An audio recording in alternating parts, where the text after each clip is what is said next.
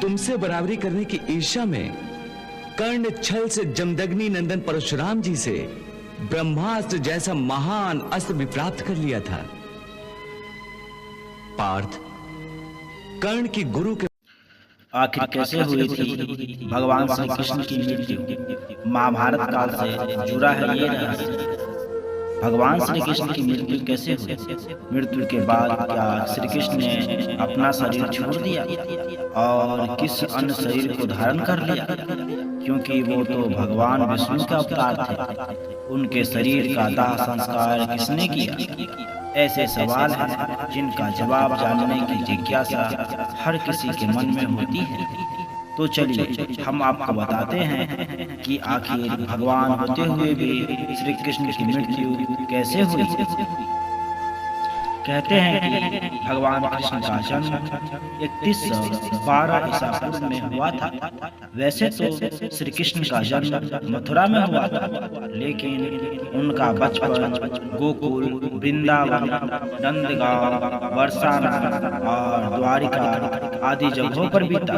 कहा जाता है कि महाभारत युद्ध के बाद भगवान श्री कृष्ण ने 36 वर्षों तक द्वारिका पर राज किया।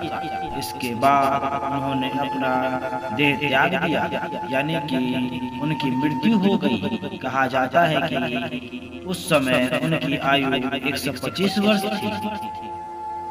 कहा जाता है कि महाभारत युद्ध के बाद जब दुर्योधन का अंत हो गया तो उसकी माता गांधारी बहुत दुखी हो गई थी। वह अपने बेटे के शव पर शोक व्यक्त करने के लिए रणभूमि में गई थी और उनके साथ भगवान कृष्ण और पांडव भी गए थे।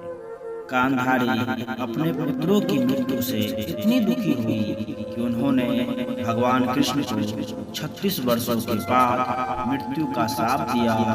ये सुनकर पांडव तो चकित रह गए, लेकिन भगवान कृष्ण तनिक भी विचलित न हुए और मुस्कुराते हुए अपने ऊपर लगे अभिशाप को स्वीकार लिया। और ठीक इसके 36 वर्षों के बाद उनका मृत्यु एक शिकारी के हाथों हो गई। भागवत पुराण के अनुसार एक बार श्री कृष्ण के पुत्र साव को एक शरारत सूझी। वो एक स्त्री का वेश धारण कर अपने दोस्तों के साथ ऋषि मुनियों से मिलने गए। स्त्री के वेश में साव ने ऋषियों से कहा कि वो गर्भवती है। जब उन यदुवंशी कुमारों ने इस प्रकार ऋषियों को धोखा देना चाहा तो वो क्रोधित हो गए और उन्होंने स्त्री बने हुए साव को श्राप दिया कि तुम एक ऐसे लोहे के तीर को जन्म दोगे जो तुम्हारे कुल और साम्राज्य का विनाश कर देगा। ऋषियों का श्राप सुनकर साव बहुत डर गए।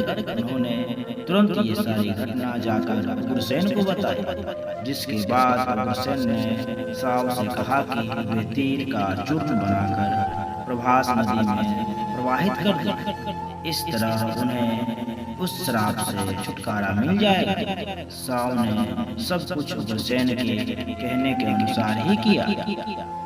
साथ ही उग्रसेन ने ये भी आदेश पारित कर दिया कि यादव राज्य में किसी भी प्रकार की नशीली सामग्रियों का ना तो उत्पादन किया जाएगा और ना ही वितरण होगा। कहा जाता है कि इस घटना के बाद द्वारका के लोगों ने कई अशुभ संकेतों का अनुभव किया, जिसमें सुदर्शन चक्र, श्री कृष्ण का संग, उनका रथ और बलराम के हल का अदृश्य हो जाना शामिल है। इसके अलावा वहाँ अपराधों और पापों में बढ़ोतरी होने लगी। हमारी कहानी अच्छी लगे तो जरूर कमेंट बॉक्स में अपना सुझाव कमेंट करें।